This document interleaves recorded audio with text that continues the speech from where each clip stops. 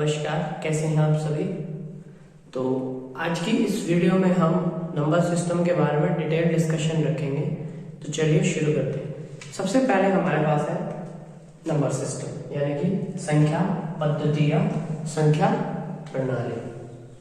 ठीक, number system के अंदर हमारे सामने सबसे पहले जो चीज आती है वो होता है डिजिट, यानी कि अंक। ठीक, वो क्या क्या है? 0, 1, 2, 3, 4, 5, 6, 7, 8 और 9। इन सब से हमने नंबर्स की फॉर्मेशन की है। ठीक, तो जो ये नंबर्स हैं, ये इस नंबर सिस्टम की हम ये कह सकते हैं कि एक नींव है जिससे ये सब कुछ शुरू होता है। ठीक, अब जो नंबर सिस्टम है हमारा, उस नंबर सिस्टम के हमारे सामने 2 टाइप्स हैं। पहला तो है डेसिमल नंबर सिस्टम और दूसरा है रोमन नंबर सिस्टम। ठीक, डेसिमल और रोमन। डेसिमल नंबर सिस्टम में हम किन का यूज करते हैं? डिजिट्स का। ठीक है, और रोमन नंबर सिस्टम जो हमारा है उसके अंदर हम इंग्लिश के कुछ अल्फाबेट्स हैं पर्टिकुलर, उनका यूज करते हैं। ओके, नंबर सिस्टम, उसमें सबसे पहला है डिजिट है 0 से लेके 9 तक, उन सबको यूज करके हम नंबर्स बनाते हैं। अब नंबर सिस्टम जो डेसिमल नंबर सिस्टम और रोमन नंबर सिस्टम, ये इसका पहला टाइप है, इसका दूसरा टाइप है। डेसिमल नंबर सिस्टम डिजिट से बनता है और रोमन नंबर सिस्टम जो इंग्लिश के कुछ पर्टिकुलर अल्फाबेट्स हैं उनसे बनता है। उसके बाद जो डेसिमल नंबर सिस्टम है हमारा, डेसिमल नंबर सिस्टम, उसके फर्दर 2 टाइप्स हैं। एक तो है इंडियन, या फिर बोल सकते हैं कि नेशनल, और एक है इंटरनेशनल, राष्ट्रीय और अंतरराष्ट्रीय।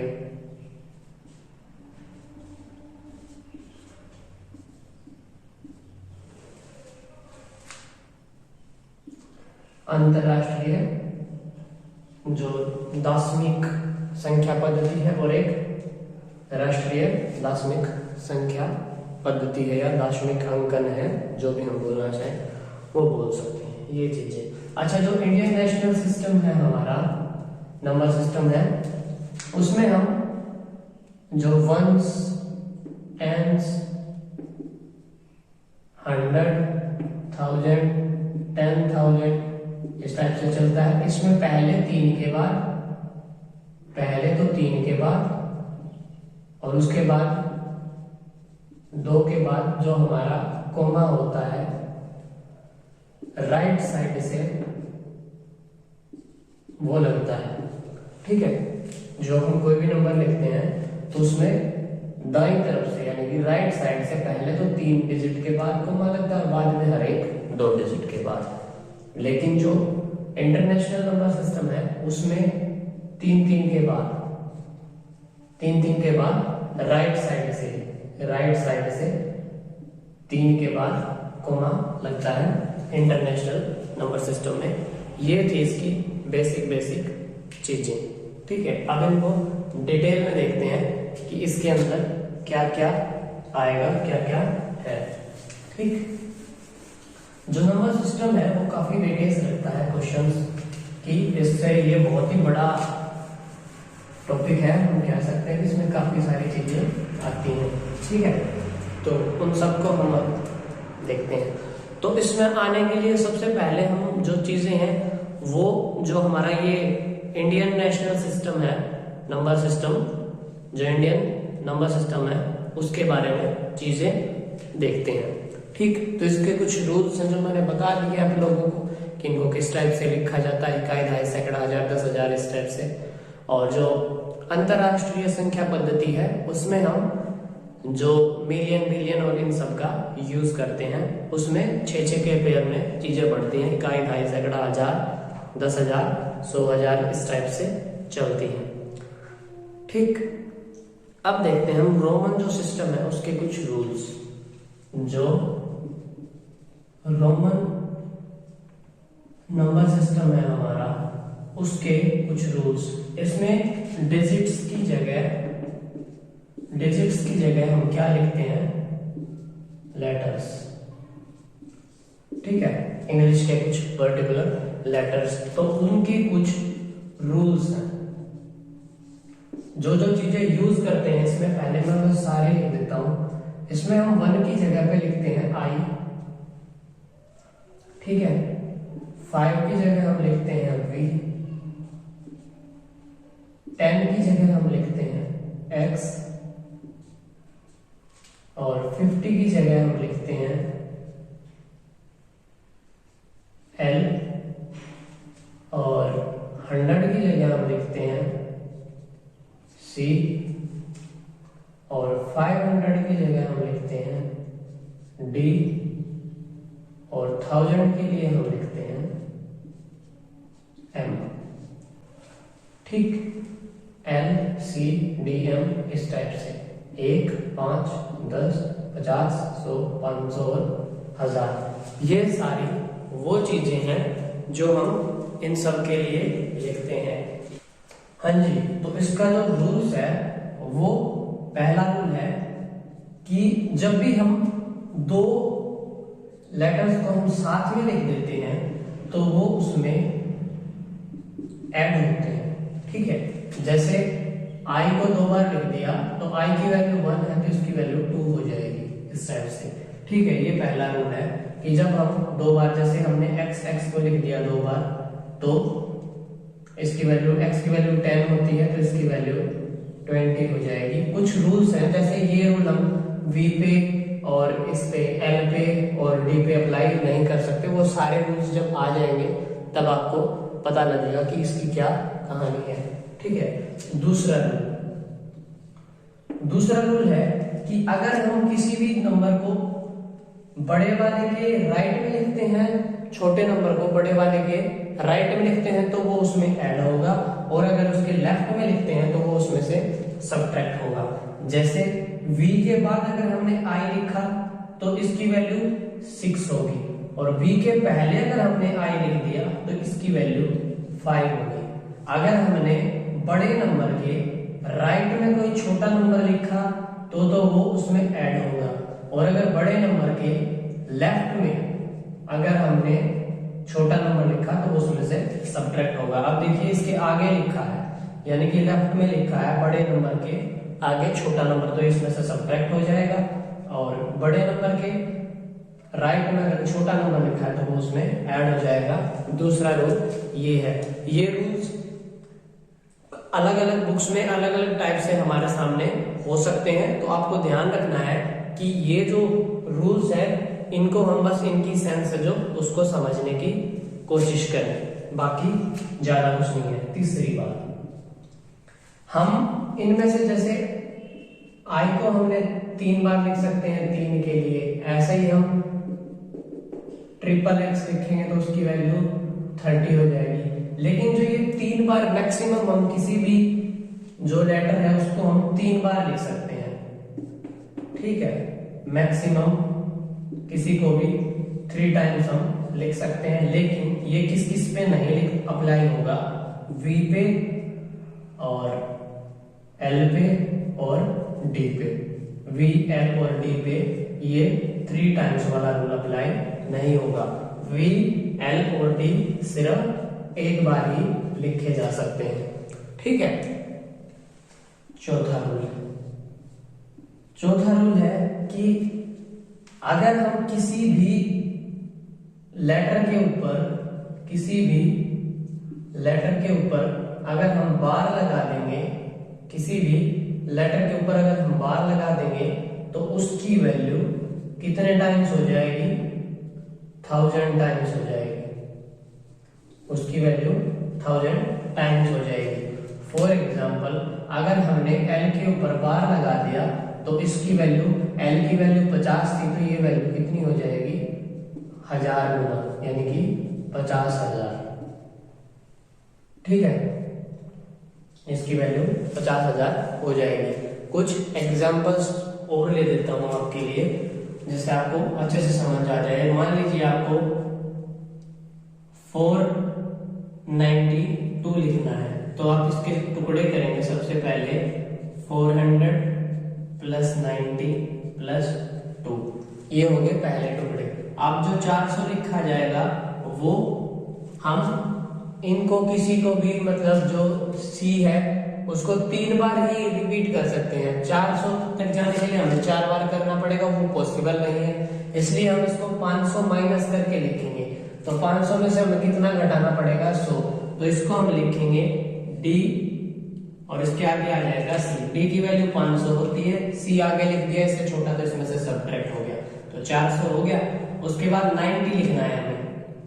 90 के लिए हमें जाना पड़ेगा 100 में से 10 सब्ट्रैक्ट करना पड़ेगा, तब हमारे पास 90 आएगा। तो इसके लिए हम लिखेंगे कि 100 की वैल्यू हमारे पास कितनी होती है C, और उसमें से 10 को सब्ट्रैक्ट करना है, तो इसकी वैल्यू आएगी XC। 90 हो गया। उसके बाद में 2 के लिए I लिखा जाएगा, तो इस सारे को मिला देंगे CD XC II।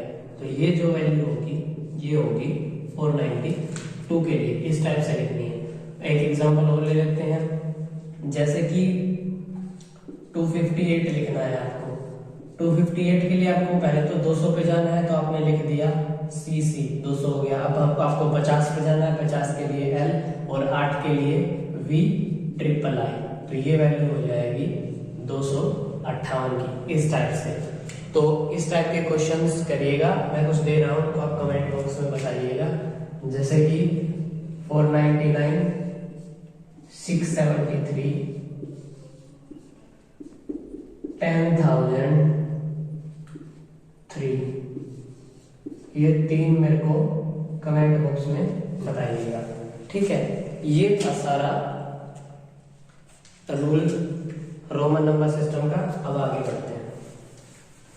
उम्मीद है आप लोगों को ये सारी चीजें क्लियर हो रही होंगी। अगर कोई भी चीज क्लियर ना हो तो मैंने सारे रूल्स बताए हैं, उसके बाद भी अगर कोई क्वेरी रहती है तो आप मेरे को कमेंट बॉक्स में आके मिलिए।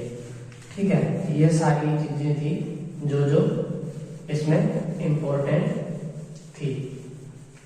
ठीक, अब इसके बाद में हम चलते हैं हमारे नेशनल नंबर सिस्टम के जो पार्ट्स है उससे आगे बढ़ते हैं। अब हमारे सामने जो चीजें आती हैं वो है कि जो हमारा प्लेस वैल्यू, फेस वैल्यू और अप्रोक्सीमेट वैल्यू।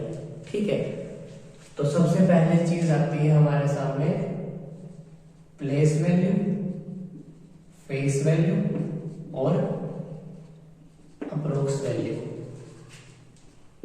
ठीक,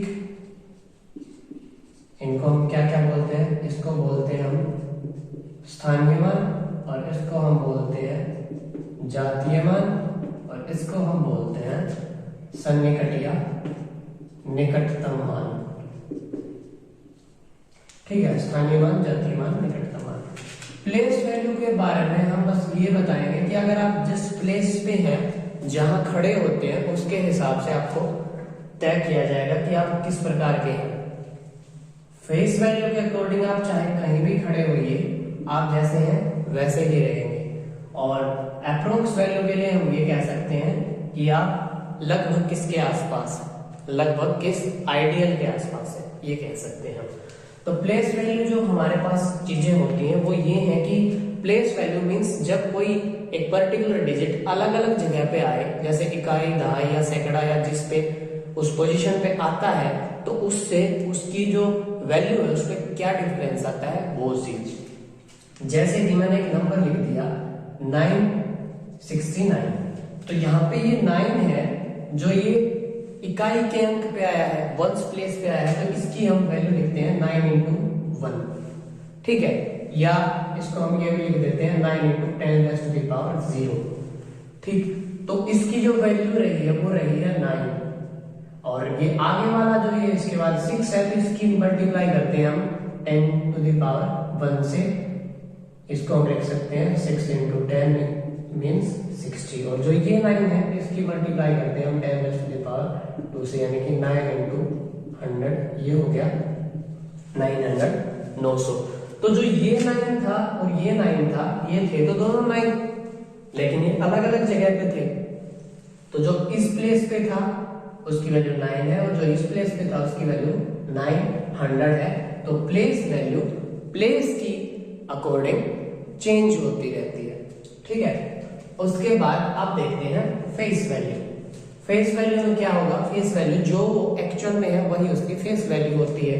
जैसे कि 9 की फेस वैल्यू 9 है, 6 की फेस वैल्यू 6 है, और 9 की फेस वैल्यू भी 9 ही रहेगी। Face value same to same होती है, सेम होती है, और ये वेरी करती है प्लेस टू प्लेस,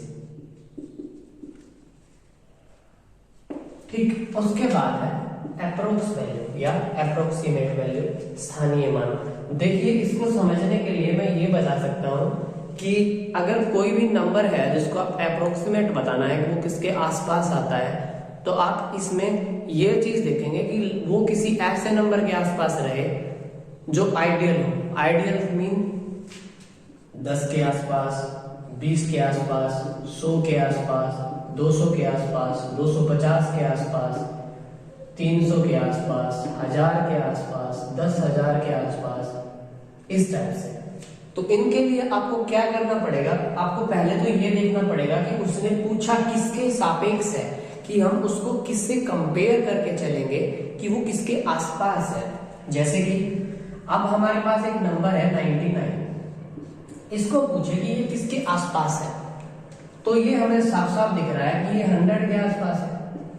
तो इसका मतलब है कि इसमें हम वो आसपास इसके नंबर देखेंगे जो बिल्कुल इसके आसपास पड़ता हो और आइडियल हो। इसमें चीजें होती हैं कि दहाई के सापेक्ष या सैकड़ा के सापेक्ष या 1000 के सापेक्ष। इसका मतलब क्या है, अगर दहाई के सापेक्ष हो तो उसका लास्ट का जो डिजिट है वो एक डिजिट 0 चाहिए हमें अप्रोक्सीमेशन दहाई के रिस्पेक्ट में निकालना हो, टेंस के रिस्पेक्ट में जब हमें अप्रोक्सीमेशन निकालना हो। जब सैकड़ा के रिस्पेक्ट में हमें निकालना हो, मींस 100 के रिस्पेक्ट में हमें निकालना हो, तो हमें चाहिए लास्ट में 2 0, और 1000 के लिए हमें चाहिए 3 0। इस टाइप से उसकी अप्रोक्सीमेट वैल्यू चाहिए। अब हमारे पास 99 है, तो इसकी जो अप्रोक्सीमेट वैल्यू है दहाई के सापेक्ष मींस हमें लास्ट में एक 0 चाहिए। तो या तो ये 90 और 100 के बीच में आता है कि ना, तो हमें पता लग गया, ठीक है। दहाई है, 10 का डिफरेंस लेना है हम दोनों नंबर्स के बीच में। अब 90 से तो ये 9 का डिफरेंस है इसका, और 100 से इसका डिफरेंस 1 का है, तो ये किसको अप्रोक्सीमेट हो जाएगा 100 के, ठीक है। वैसे ही एक नंबर है हमारे पास 965। अगर इस नंबर को हमें दहाई के रिस्पेक्ट में चेक करना हो तो ये 960 और 970 के बीच आएगा। 960 और 970 के बीच आप इसको कहीं पर भी वैल्यू असाइन कर सकते हैं। लेकिन जब आप इसको सैकड़ा के रिस्पेक्ट में देखेंगे तो आपको पता लगेगा कि ये 900 और 1000 के बीच में आएगा, ठीक है। 900 और 1000 के बीच में आएगा, ठीक है। तो इसके लिए आपको देखना पड़ेगा कि ये 900 से कितना पास है और 1000 से कितना पास है। तो 900 से तो ये 65 का अंतर है इन दोनों का, और इधर से आप देखोगे तो 35 का। तो 35 छोटा है, इसलिए हम बोलेंगे कि ये 1000 के पास है, ठीक है। ये 1000 के पास है। That's it। ये सारी चीजें हैं, आपको बस ये चीज ध्यान रखनी है, जब आपको दहाई के सापेक्ष निकालना हो तो उस नंबर के लास्ट जो लेटर है उसको आप एक बार 0 बना दीजिए, और 0 बना के आप ये चीज देखिए, जैसे ये 99 था तो इसमें आपको सबसे पहले अगर दहाई के सापेक्ष देखना है तो एक तो 90 बन गया, 9 के लिए 0 बन गया। अब इस वैल्यू को देखिए, अगर ये 90 से छोटी हो जाती है, ये इससे बड़ी ही रहेगी।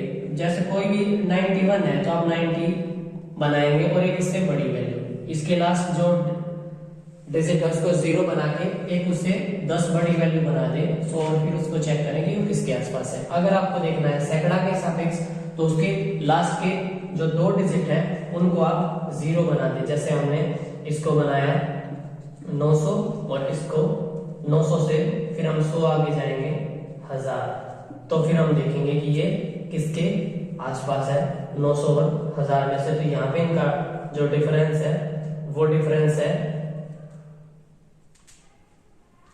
65 का, और यहाँ से इनका जो डिफरेंस है वो है 35 का, तो 35 आसपास है, इसलिए 1000 इसकी अप्रोक्सीमेट वैल्यू हो जाएगी। ये चीज होती है अप्रोक्सीमेशन। अब मैं आप लोगों के लिए क्वेश्चन छोड़ देता हूं कमेंट बॉक्स के लिए। 3265 में डिफरेंस निकालना है आपको, place value of 2 and face value of 6। ठीक है, 3265 में आपको डिफरेंस निकालना है, place value of 2 and face value of 6। ठीक, चलिए अब मैं इसको साफ कर देता हूं। उसके बाद हम आगे की जो चीजें हैं नंबर सिस्टम से रिलेटेड उन सबको देखेंगे। ये सारी जो चीजें हैं, स्थानीय मान, जातीय मान, सन्निकटतम मान, निकटतम मान, इन सबसे बहुत सारे क्वेश्चंस आप लोगों को देखने को मिलते हैं। ठीक है, अब इसके बाद जो चीज आती है वो होती है ग्रेटेस्ट नंबर, लीस्ट नंबर, ये सारी चीजें, यानी कि बड़ी संख्या और छोटी संख्या। बड़ी संख्या और छोटी संख्या। बड़ी संख्या क्या होती है, जैसे आपके पास कुछ डिजिट्स दे रखे हैं हमने 2, 6 और 7 और 5, ये 4 डिजिट्स हैं। इनसे आपको 4 ही डिजिट की सबसे बड़ी जो संख्या है वो बनानी है। तो आप सबसे पहले बड़ा नंबर इसमें 7 है उसको लिखेंगे, उसके बाद उससे छोटा 6, उसके बाद उससे छोटा 5 और उसके बाद सबसे छोटा। तो 7652 इन डिजिट से बनने वाली सबसे बड़ी संख्या है, और इन्हीं डिजिट से बनने वाली सबसे छोटी संख्या में आप सबसे पहले सबसे छोटा, उसके बाद उससे बड़ा, फिर उससे बड़ा और उसके बाद सबसे बड़ा। तो ये इन डिजिट से बनने वाली 4 अंकों की सबसे छोटी संख्या है। अगर इन्हीं से आपको 3 अंकों की और छोटी बड़ी बनानी होती तो 3 अंकों की जो सबसे बड़ी होती वो होती 765, क्योंकि ये सबसे बड़े हैं, उन 3 को यूज कर ले। और जो छोटी बनानी होती तो वो बनती 256, इसमें इन सबसे छोटों को यूज कर लिया। और छोटों में भी आगे सबसे छोटा, बड़ों में आगे सबसे बड़ा और लास्ट में से घटते हुए छोटी में बढ़ते हुए, इस टाइप से लिखना है। ये होती है बड़ी संख्या और छोटी संख्या। ठीक है, अब जैसे पूछ ले कोई 4 अंकों की सबसे बड़ी संख्या और छोटी संख्या का अंतर क्या होगा, तो 4 अंकों की सबसे बड़ी संख्या होगी, सबसे बड़ा नंबर डिजिट क्या होता है 0 से लेकर 9 तक का 9, तो 4 अंकों की सबसे बड़ी संख्या तो होगी 9999, और छोटी संख्या हो जाएगी, आगे आपको 1 लिखना है, बाकी 3 0। ये सबसे छोटी संख्या है 4 डिजिट की, और इनका अंतर आपको निकालना है, तो आपके पास आ जाएगा 8999। यहां से आपको दोनों से आपको क्या पता लग रहा है कि जो हमारे पास 0 से लेके 9 तक है वो है 1 डिजिट वैल्यू, 1 डिजिट नंबर्स। 0 से लेके 9 तक 1 डिजिट्स हैं, 10 से लेके 99 तक 2 डिजिट्स हैं, और उसके बाद 100 से लेके 999 यहाँ तक 3 डिजिट्स हैं, और 1000 से लेके 9999 तक 4 डिजिट्स हैं। इस टाइप से ये चीजें बढ़ती रहेंगी। तो जो ये आगे वैल्यूज आ रही हैं ये सारी हैं छोटी संख्याएं उतने डिजिट की, और जो ये इस तरफ वैल्यूज आ रही हैं, इस तरफ ये वैल्यूज आ रही हैं, ये हैं बड़ी संख्याएं अप्रोक्स जितने डिजिट की, ये उनके डिजिट्स हैं उतने अंकों की। तो 1 अंक की सबसे बड़ी संख्या 9 है, छोटी 0, 2 अंक की सबसे बड़ी संख्या 99 है, छोटी 10 है, इस टाइप से। ठीक, ये आगे चलते रहते हैं। ये चीज थी बड़ी संख्या और छोटी संख्या की। तो इसके लिए आप लोगों के लिए मैं एक क्वेश्चन छोड़ के जा रहा हूं। 4 अंकों की सबसे छोटी संख्या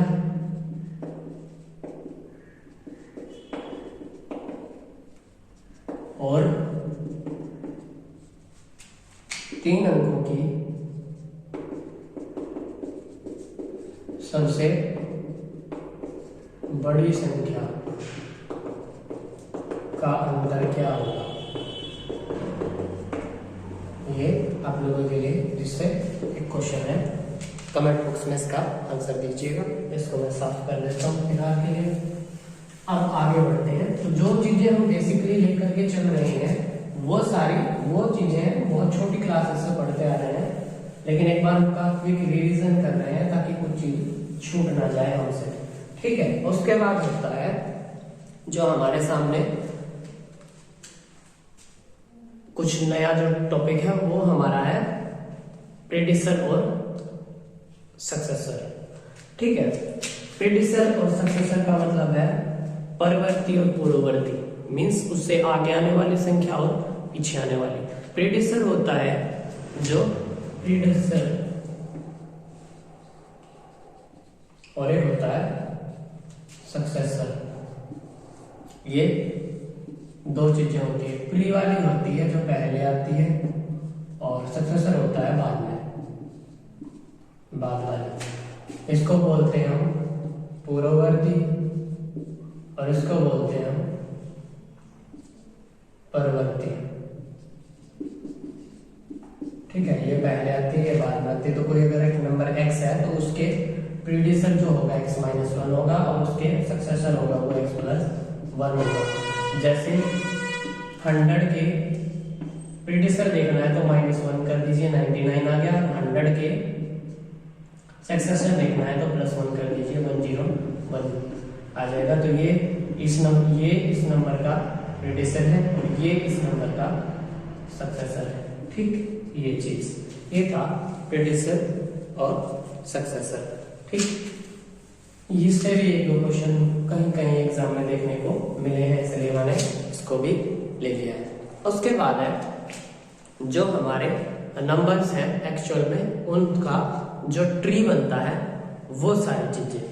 ठीक है, जो हमारा ट्री बनता है वो, तो उसमें सबसे पहले जो चीज हमारे सामने आती है वो हम लेके चलते हैं नेचुरल नंबर।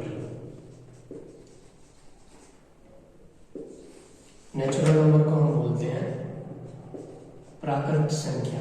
ये क्या क्या होती है जो प्रकृति से हमें मिली है, और ये सारी क्या क्या है 1 से स्टार्ट होती है, 1 2 3 4 और ऐसे ऐसे आगे की तरफ बढ़ती रहती है। ठीक है, 1 से आगे की तरफ चलती है नेचुरल नंबर। जैसे हमने प्रकृति को ऑब्जर्व किया तो उससे हमें पता लगा कि ये नंबर्स होते हैं। उसके बाद में 0, यह बहुत तगड़ी चीज है। एक रोचक बात है, हमने जो रोमन सिस्टम पढ़ा है उसमें 0 के लिए कोई जगह नहीं है। जो रोमन सिस्टम है उसमें 0 के लिए कोई जगह नहीं है। तो जब इस 0 की खोज की, इसके लिए जो ये हम चीज पढ़ते हैं कि अरे भट्ट ने 0 की खोज करी, ये गलत है। एक्चुअल में जो 0 की खोज है वो ब्रह्मगुप्ता ने करी थी और उन्होंने इसकी डेफिनेशन दी थी, वो ये दी थी कि x-x जो होता है उसको 0 होता है। 0 उससे पहले भी थी पर उसकी जो जगह होती थी उसको हम खाली छोड़ देते थे। ठीक है, जो 0 होती थी उसकी जगह को हम खाली छोड़ देते थे। चलिए, अब इस 0 की खोज के बाद तो ये जो नेचुरल नंबर्स थे उनमें 0 को भी ऐड कर दिया गया, इनमें 0 को ऐड कर दिया गया, तो फिर हमारे सामने आके बने होल नंबर्स यानी कि पूर्ण संख्याएं। वो क्या बनती 0 1 2 3 4 इस टाइप से आगे तक चलती रहती थी। ठीक है, होल नंबर्स होने के बाद फिर हमारे सामने चीज आती है पॉजिटिव यानी कि धनात्मक संख्याएं। ये वो संख्याएं होती हैं जो हम प्लस वाली लेके चलते हैं, 1 2 3 ये सब प्लस वाली होती हैं। और फिर आता है नेगेटिव, ये होती हैं ऋणात्मक संख्याएं। ये होती हैं इन्हीं की अपोजिट, -1 -2 -3 -4 इस टाइप से। जो हमारी नंबर लाइन रहती है उसके बीच में तो आता है 0, इस तरफ आते हैं सारे पॉजिटिव और इस तरफ आते हैं सारे नेगेटिव। तो ये 1 ये 2 ये 3 ये 4 और इस टाइप से इधर -1 -2 -3 और -4 और इस टाइप से। ठीक है, तो जो ये 0 है ये हमने लिया यहाँ पर बिल्कुल इस पॉइंट के, इसके बीच के अभी हम किसी वैल्यू पे नहीं पहुंचे। हम सिर्फ जो ये लाइंस हैं यहाँ पे ये कट्स हैं, बस इनके बारे में बात कर रहे हैं। अभी पूरी लाइन का कोई जिक्र नहीं है, बस ये कट्स। तो ये इस तरफ पॉजिटिव वाले हैं और इस तरफ नेगेटिव वाले हैं और एक 0 है। अब इसमें हम 0 और ऐड कर देते हैं क्योंकि 0 की खोज हो चुकी है। ठीक है, समझे? तो इन सबको जब हम मिला देते हैं धनात्मक, ऋणात्मक और शून्य, तो हमारे सामने जो चीज बनकर आती है उसको हम बोलते हैं पूर्णांक, यानी कि इंटीजर्स। इनको हम z से रिप्रेजेंट करते हैं। तो ये सारे जो इसमें आगे वो सारे हैं हमारे सामने इंटीजर्स। ठीक है, इंटीजर्स के बाद में हम जब चीजें आगे लेके चलते हैं तो उसके बाद में आती है हमारे पास इवन नंबर्स, इवन और ओड नंबर्स। इवन नंबर्स वो होते हैं जिसका यूनिट, अभी हमने पढ़ लिया है यूनिट डिजिट्स के बारे में, जिसका यूनिट डिजिट 0, 2, 4, 6 और 8 हो। जिसका यूनिट डिजिट नंबर का 0, 2, 4, 6, 8 हो, उसको हम बोलते हैं इवन, यानी कि सम संख्या। ठीक है, और ओड को बोलते हैं हम विषम संख्या, जिसका यूनिट डिजिट 1, 3, 5, 7 और 9 ये हो, तो उसको हम बोलेंगे विषम संख्या। ठीक है, उसको हम बोलेंगे विषम संख्या। दूसरी भाषा में हम ये कह सकते हैं जिस नंबर को अगर हम 2 से पूरा भाग कर पाए तो उसको बोलेंगे सम संख्या, और जिसको हम 2 से पूरा भाग नहीं कर पाए उसको हम बोलेंगे विषम संख्या। इतना ही है सम और विषम का जो कॉन्सेप्ट है वो। अब इसके बाद में जो चीज आती है रेशनल नंबर में, एक बार इसको चलिए यहाँ पे जगह है तो हम इसके बाद में बात करते हैं रेशनल नंबर के बारे में, और रेशनल के साथ साथ इरेशनल नंबर के बारे में। रेशनल और इरेशनल जो चीजें हमारे सामने हैं वो ये है कि जो इसके बीच में कुछ नंबर्स बच गए, 1, -1 और -2, यानी कि 0 और -1 के बीच में जो ये स्पेस बच गया, इसमें बहुत सारे रेशनल और बहुत सारे इरेशनल नंबर होते हैं। ठीक है, रेशनल नंबर हम तीन नंबर्स को बोलते हैं जिनको हम p/q की फॉर्म में लिख सकते हैं और उनका q 0 नहीं होना चाहिए। यही होती है रेशनल नंबर की पहचान। ठीक है, और इरेशनल नंबर्स कौन से होते हैं? जो एग्जिस्ट तो इस नंबर लाइन के ऊपर ही करते हैं, लेकिन उनकी वैल्यू को हम एग्जैक्टली नहीं बता सकते कि वो कहां पर आएगी। फॉर एग्जांपल जैसे हमारे पास पाई है या √3 है या √7 है, ये सारी चीजें मींस इनको हम p/q की फॉर्म में नहीं लिख सकते। ठीक, रेशनल नंबर और इरेशनल नंबर को हमें बहुत डीपली पढ़ना पड़ेगा, तो इसके लिए मैं एक बार बाकी चीजों को हटा देता हूँ और इनको हम दोबारा से लेके आएंगे जब हम इसके कंप्लीट ट्री के बारे में पढ़ेंगे तब। ठीक, तो अब हमें रेशनल नंबर और इरेशनल नंबर के बारे में जानना है डिटेल में, तो उसके लिए हमें कुछ वो चीजें और हैं जो इनसे रिलेट करती हैं, तो हमें उसके साथ साथ प्राइम और कंपोजिट नंबर्स के बारे में भी पढ़ना पड़ेगा। ठीक है, एक बार उनको भी जल्दी से डिस्कस कर लेते हैं, फिर इनके जो मिक्स कॉन्सेप्ट है उनके बारे में बात करेंगे। Prime and composite. प्राइम और कंपोजिट नंबर्स क्या होते हैं? प्राइम नंबर वो होते हैं जिसके एग्जैक्ट 2 फैक्टर बन जाए। ठीक है, जिसके 2 फैक्टर या फिर मल्टीपल, जिस टाइप से हम बोलते हैं कि गुणनखंड, जिसके 2 गुणनखंड एग्जैक्ट बन जाए। ठीक है, और उसको तो हम बोलते हैं प्राइम। और कंपोजिट होता है जिसके 2 से ज्यादा गुणनखंड बन जाए, उसको हम बोलते हैं कंपोजिट नंबर। ठीक है, इसके लिए आप लोगों ने जो बुक्स में पढ़ी है वो चीज ये है कि जो खुद से और 1 से भाग होता है उसको हम बोलते हैं प्राइम यानी कि अभाज्य। और जो खुद 1 और इसके अलावा किसी एक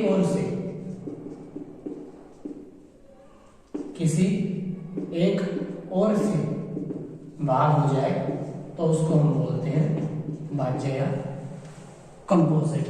ठीक है, तो ये चीज मैंने इसलिए बताई है कि एग्जैक्ट 2 + 2, क्योंकि एक 1 है जो हमारा नंबर उसको हम बोलते हैं नाइदर प्राइम नॉर कंपोजिट, ना तो ये भाज्य है ना ये अभाज्य है। ऐसा इसलिए है कि इसका 2 से कम गुणनखंड है, इसके 2 से कम गुणनखंड है। कैसे? अगर एक नंबर लेते हैं हम 16, तो हम इसको लिख सकते हैं 2 × 2 × 2 × 2 × बहुत बार 1, ऐसे 1 लिख सकते हैं। ठीक है, एक नंबर है हमारे पास 3, इसको हम लिख सकते हैं 3 × 1 × बहुत सारे 1। और एक खाली नंबर है 1, इसको हम लिख सकते हैं 1 × 1 × बहुत सारे 1। तो हमारी सुविधा के लिए हम इन सब में से सिर्फ एक 1 को ले लेते हैं। इसमें से भी हमने एक 1 को ले लिया और इसमें से भी हमने एक 1 को ले लिया, बाकी को हमने हटा दिया।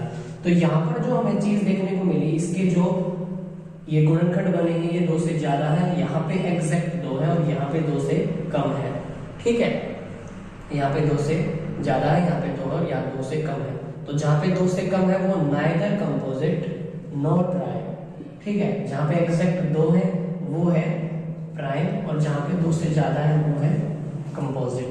ठीक है, अब इस चीज की कहाँ यूज होती है? इरेशनल नंबर में हमें प्राइम नंबर्स की नीड होती है। जब किसी रूट के अंदर प्राइम नंबर आ जाता है, रूट के अंदर में प्राइम नंबर आ जाता है, तो आप उसको डायरेक्ट लिख दीजिए कि वो क्या है? इरेशनल नंबर है। ठीक है, इसलिए मैंने ये चीज साथ साथ बताई थी कि जब रूट के अंदर में कोई प्राइम नंबर आ जाता है तो हम उसको बोलते हैं इरेशनल नंबर। अब रेशनल और इरेशनल नंबर्स हैं जो, इन दोनों को मिला के हमारे सामने चीज आती है रियल नंबर। ठीक है, रियल नंबर वास्तविक संख्या है। रियल नंबर्स की जो हमने वो लाइन बनाई थी, ये लाइन होती है जिसपे यहाँ पे 0 और इस तरफ पॉजिटिव और इस तरफ नेगेटिव। तो इसके ऊपर जितनी भी चीजें आती हैं उन सबको हम रियल नंबर्स में काउंट करते हैं कि ये रियल लाइन है नंबर। ठीक है, इनको हम R से डिनोट करते हैं। ठीक, अब एक चीज बचती है कि रियल नंबर्स के बिल्कुल बचे हुए और भी नंबर्स हैं जिनको हम बोलते हैं इमेजिनरी नंबर। रियल नंबर्स जो होते हैं वो होते हैं वास्तविक संख्याएं। अब जो चीज है वो है अवास्तविक संख्याएं। ठीक है, इमेजिनरी नंबर्स। इमेजिनरी नंबर्स कौन से होते हैं? उसके लिए आपको बस ये बात ध्यान रखनी है जिसमें रूट के अंदर नेगेटिव नंबर आ जाए। जैसे यहाँ पे रूट के अंदर प्राइम नंबर आ गया था तो उसको हमने बोल दिया था इरेशनल, और जब रूट के अंदर नेगेटिव नंबर कोई भी आ जाएगा तो हम उसको बोल देंगे इमेजिनरी नंबर। ठीक है, इमेजिनरी नंबर। ठीक, हाँ एक चीज ध्यान रखिएगा कि रूट के आगे माइनस आ जाता है तो कोई प्रॉब्लम वाली बात नहीं है। रूट के अंदर अगर में नेगेटिव आ जाता है तब है प्रॉब्लम वाली बात, उसको हम बोलते हैं इमेजिनरी नंबर। ठीक है, अवास्तविक संख्या। अब मैं जो ये नंबर्स हमारे सामने जितनी भी चीजें थी उन सबको एक ट्री के थ्रू समझा देता हूं। वो ट्री आप लोगों को जो स्क्रीन के ऊपर दिख रहा है ये ट्री है। तो इस ट्री में इन सबको इस टाइप से दिखाया गया है कि कौन सा नंबर किसके आगे पीछे ऊपर नीचे आता है, किसकी क्या इंपॉर्टेंस है। तो उसमें क्या क्या चीजें हैं देखिए। सबसे पहले जो ऊपर हमारे सामने चीजें दे रखी हैं उसमें इनके, अब तक तो हमने इनको अपोजिट पढ़ा है, इसमें ये डिफरेंट तरीके से दे रखे हैं। तो इसमें ये क्या क्या दिया है इन्होंने, इसमें इन्होंने सबसे ऊपर दिया है नंबर ट्री के लिए सबसे पहले है इमेजिनरी नंबर्स और रियल नंबर्स, जो मैंने अभी लास्ट में बताया आपको वो चीज कि सबसे पहले है एक तरफ इमेजिनरी नंबर और एक तरफ है रियल नंबर यानी कि काल्पनिक या अवास्तविक, और दूसरा है वास्तविक संख्याएं। अब रियल नंबर्स के 2 टाइप हो गए, एक तरफ रेशनल नंबर और एक तरफ इरेशनल नंबर। ठीक है, जो रेशनल नंबर्स होते हैं उनके लिए अब आगे चलते हैं। इरेशनल नंबर यहीं तक था। इरेशनल नंबर्स कौन से होते हैं? जब रूट के अंडर हमारा किस टाइप का साइन आ जाता है, रूट के अंडर हमारा प्राइम नंबर आ जाए तो उसको हम बोलते हैं इरेशनल नंबर। अब आगे है रेशनल के नीचे इंटीजर और फ्रैक्शन, दो टाइप्स हो गए। फ्रैक्शन होता है जिसको हम जनरली पी बाई क्यू की फॉर्म में लिख सकते हैं, बस इतना ही। इसके बारे में हम आगे डिटेल में पढ़ेंगे। इंटीजर के अंदर आती हैं तीन चीजें, नेगेटिव नंबर्स, पॉजिटिव नंबर्स और जीरो। ठीक है, उसके बाद पॉजिटिव नंबर के टू टाइप्स हो जाते हैं। इसमें एक तरफ है होल नंबर, इसमें जीरो को भी हमने ले लिया है, और एक तरफ है नेचुरल नंबर्स जिसमें जीरो को नहीं लिया है। अब इसके बाद में जो हमारी होल नंबर्स हैं, पूर्ण संख्या है, उनको हमने दो टाइप्स में कैटेगराइज किया है। एक तरफ तो है जो इनके दो पार्ट्स हैं, प्राइम और कंपोजिट, और एक तरफ है ऑड और इवन। ठीक है, तो जो ये नंबर ट्री आपने देखा, इसमें कुछ चीजें जो छोटी छोटी रह गई हैं उनको देख लेते हैं। एक चीज हमने देखी कि जिस नंबर को हम पी बाई क्यू की फॉर्म में लिख सकते हैं उसको हम बोलते हैं रेशनल नंबर, यानी कि परिमेय संख्या।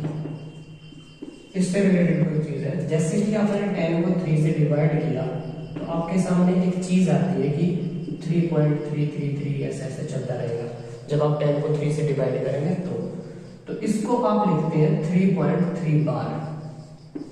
ठीक है, तो ये जो चीज है इसको हम बोल सकते हैं प्राइम नंबर। इसमें तीन टाइप्स होते हैं जब हम किसी नंबर्स को डिवाइड करते हैं। पहली चीज तो होती है कि जब हम p को q से डिवाइड करें तो जो हमारे सामने चीज आए वो एक ऐसी वैल्यू आए जो एक स्थान पे जाके ठहर जाए, तो उसको बोलते हैं टर्मिनेटिंग। ठीक है, जो टर्मिनेटिंग हो, जैसे कि इसको बोलते हैं शांत, जिसकी जो डेसिमल है वो एक जगह पे जाके शांत हो जाए, जैसे कि 5/2। जब आप 5 को 2 से डिवाइड करोगे तो आपके सामने आएगा 2.5, तो इसकी वैल्यू एक जगह पे आके शांत हो गई, तो इसको आप बोलेंगे टर्मिनेट हो गया भाई, टर्मिनेटिंग। ठीक है, दूसरी चीज आती है कि जब हम p को q से डिवाइड करें तो वो वैल्यू इस साइड से चलती रहे 3.333 आगे तक, तो ये हो गई नॉन टर्मिनेटिंग। और इसमें एक ही डिजिट है जो बार बार रिपीट हो रहा है, प्लस में रिपीटिंग। ठीक है, तो नॉन टर्मिनेटिंग और रिपीटिंग ये चीज हो जाती है, इसको आप लिखेंगे 3.3 बार। और तीसरी चीज है जब आप p को q से डिवाइड करेंगे तो आपके सामने जो वैल्यू है वो कुछ अजीब तरीके से है। जैसे हम रूट 17 की वैल्यू निकालने बैठे तो 4 कुछ अलग आता रहेगा, ना तो उसमें रिपीट होगा कुछ और ना वो रुकेगा, तो उसको हम बोलेंगे non terminating and non repeating. ठीक है, इनको हिंदी में मैं बता देता हूं। इसको तो हम बोलते हैं शांत दशमलव प्रणाली, इसको हम बोलते हैं, इन दोनों को हम बोलते हैं अशांत दशमलव प्रणाली। और इसमें बारंबारता यानी कि रिपीट होता है तो इसको हम बोलते हैं अशांत, और जिसमें बारंबारता होती है, और ये होती है अशांत जिसमें बारंबारता नहीं होती। ठीक है, अब इनमें से जो ये पहले वाली दो है जिसमें नॉन टर्मिनेटिंग और रिपीटिंग आ जाए या टर्मिनेटिंग आ जाए, इन दोनों को तो हम बोलते हैं रेशनल नंबर।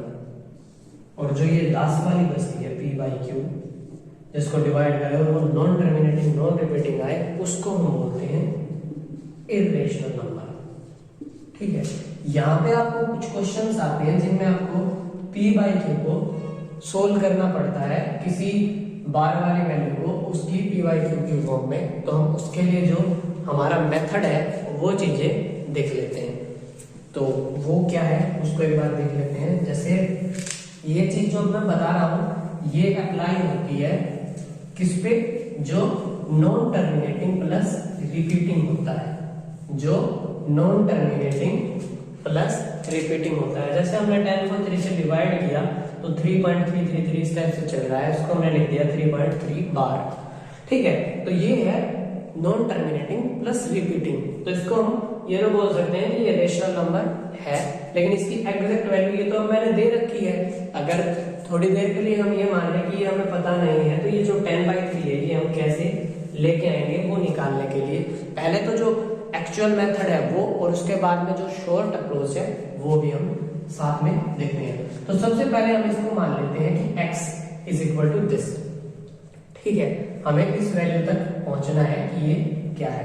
तो हमने इसको 10 से मल्टीप्लाई किया तो हमारे पास आ गया 10x इक्वल टू 33.333 और इस टाइप से ये चलता रहेगा।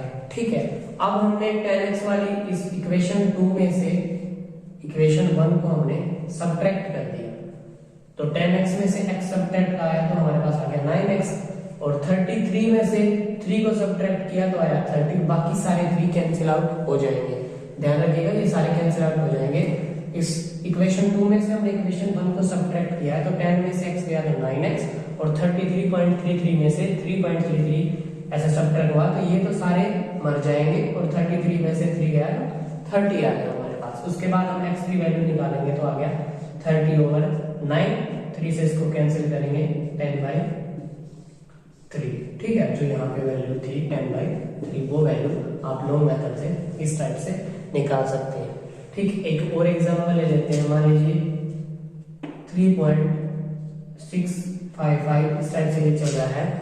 तो अब इनके लिए मैं आपको डायरेक्ट शॉर्ट अप्रोच बता देता हूँ कि इसको आप कैसे कैलकुलेट करेंगे, उस जो वैल्यू होगी वो किसकी होगी। ठीक है, उसको आप p/q की फॉर्म में किस टाइप से लेके आएंगे। तो हम मान लेते हैं 3.65 और इस 5 के ऊपर 12। सबसे पहले आपको क्या करना है, देखिए उसको आप सबसे पहले इस टाइप से लिखिएगा कि 3 + 0.65। जिसको आपको सोल्व करना है उसको आप 0 पॉइंट में लेके आएंगे, क्योंकि इसमें कोई फर्क नहीं पड़ेगा, ये एज इट इज रहेगा। ठीक है, अब 0.65 जो है उसके ऊपर हमें हमारी चीजें लगानी है कि इसकी हमें वैल्यू चाहिए, ये 3 पे एज इट इज रहेगा। तो 0.65 पे 12। अब इसमें आपको क्या क्या चीजें ध्यान रखनी, याद रखिएगा कि मान लीजिए एक घर है, तो सबसे पहले इस पूरे घर को यहाँ पे लिखेंगे। हमने लिख दिया 65, ना इसके ऊपर कोई बार कुछ नहीं, एज इट इज लिख दिया पूरा घर। अब इसके बाद में इसमें से उसको सब्ट्रैक्ट कर देंगे जिसके ऊपर छत नहीं है, इस घर में से उसको बाहर कर देंगे जिसके ऊपर छत नहीं है। हमने इसमें से 6 को सब्ट्रैक्ट कर दिया। अब इसके नीचे उतनी बार 9 लिखेंगे जितने के ऊपर छत है। तो यहाँ पे 1 के ऊपर छत है, आपने उतनी बार 9 लिख लिया। अब इसके पीछे उतनी 0 लिखेंगे जितने के ऊपर छत नहीं है। तो एक ऐसा नंबर है जिसके ऊपर छत नहीं है। अब इसको आप सोल्व कर लीजिए, 65 में से 6 गया तो क्या 59/90। इसका ये जो वैल्यू रहेगी वो रहेगी 0.6555 इसकी, प्लस में आपको 3 और है जो वो ऐड करना है, तो ये इसका आंसर हो जाएगा 359/90। ठीक है, इसके लिए आपको क्या क्या ध्यान रखने पड़ेगा, देखिए मैं आपको बता देता हूँ।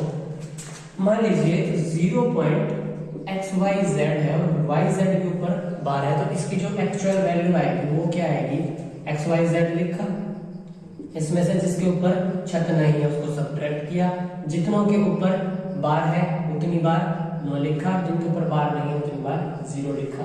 ये वैल्यू हो जाएगी इसके लिए। मान लीजिए इसकी जगह ये हो 0.xyz और सिर्फ z के ऊपर बार, तो आपने सबसे पहले पूरे घर को लिखना है, उसमें से उसको सब्ट्रैक्ट करना है जिसके ऊपर छत नहीं है, अपॉन में उतनी बार 9 लिखना है जितनी बार छत है, और उतनी बार 0 लिखना है जिनके ऊपर छत नहीं है। तो ये वैल्यू हो जाएगी इसके लिए। ठीक है, ये सारी चीजें थी।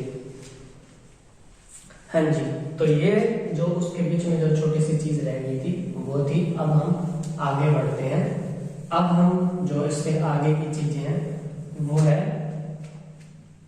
हाँ कुछ और चीजें रह गई हैं। एक नंबर रह गया है कोप्राइम नंबर। कोप्राइम नंबर को हम बोलते हैं सह अभाज्य संख्या। सह अभाज्य संख्या क्या होती है, कोप्राइम नंबर वो होते हैं जिन कोई भी दो नंबर्स लेने हैं जिनका गुणनखंड जो होते हैं कोई कॉमन ना हो। जैसे हमने दो नंबर लिए 2 और 3, तो ये जो दोनों नंबर हैं 2 और 3, इनको जब हम डिवाइड करने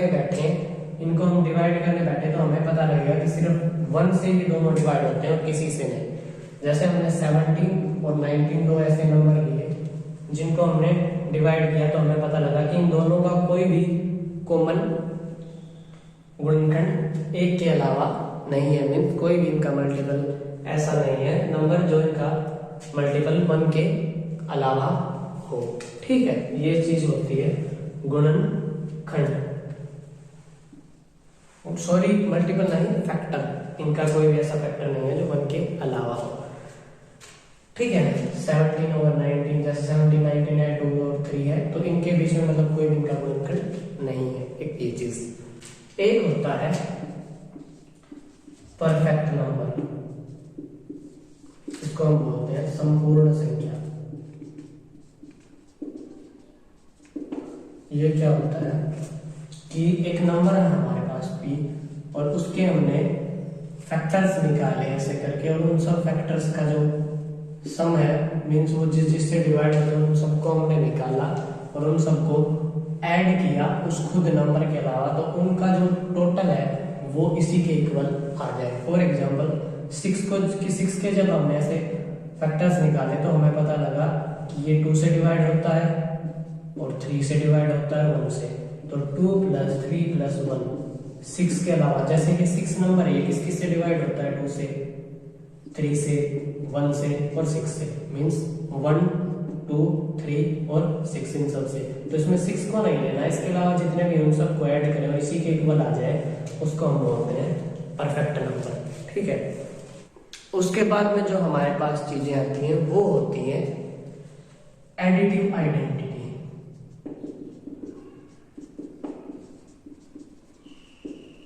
ये क्या होती है कि जब किसी एक नंबर x में हम उस आइडेंटिटी को ऐड करें तो वो नंबर एज इट इज आ जाए।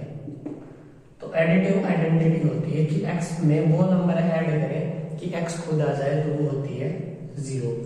ठीक है, एडिटिव आइडेंटिटी ये होती है। इसको हम बोलते हैं योगात्मक तत्समक।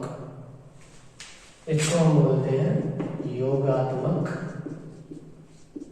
तत्समक। ठीक है, ऐसे ही एक मल्टीप्लिकेटिव आइडेंटिटी भी होती है। मल्टीप्लिकेटिव आइडेंटिटी वो होती है कि जब हम किसी x नंबर को एक नंबर से मल्टीप्लाई करें और हमारे पास x ही आ जाए, तो मल्टीप्लिकेटिव आइडेंटिटी क्या होती है 1 और एडिटिव आइडेंटिटी क्या होती है 0। ठीक है, दो चीज। अब दो चीज है, जैसे एडिटिव इनवर्स,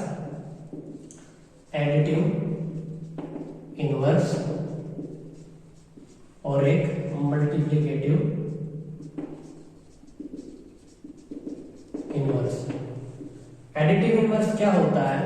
एडिटिव इनवर्स होता है कि एक नंबर है हमारे पास x, उसमें हम कुछ एक नंबर ऐड करें जिससे हमें इसकी 0 मिल जाए, और मल्टीप्लिकेटिव होता है x की हम किसी एक नंबर से मल्टीप्लाई करें कि हमें 1 मिल जाए। ठीक है, जो ये 0 है ये एडिटिव क्या है, आइडेंटिटी है इधर, और यहाँ पे ये 1 है एडिटिव क्या है, ये मल्टीप्लिकेटिव आइडेंटिटी है, और यहाँ पे ये एडिटिव आइडेंटिटी है, ये मल्टीप्लिकेटिव आइडेंटिटी है। तो x में कुछ ऐसा नंबर ऐड करें जिससे 0 बन जाए, और x की कुछ ऐसे नंबर से मल्टीप्लाई करें कि 1 बन जाए, मीन्स उनकी आइडेंटिटी बन जाए। अगर एडिटिव है तो एडिटिव, और मल्टीप्लिकेटिव है तो मल्टीप्लिकेटिव। तो x के लिए वो हमेशा -x होता है, और x के लिए जो एडिटिव इनवर्स जो रहेगा वो रहेगा -x, और मल्टीप्लिकेटिव जो इनवर्स रहेगा वो होगा 1/x। ठीक है, 1 अपॉन करके इसको जो हम इसका रेसिप्रोकल बोलते हैं वो चीज। ठीक,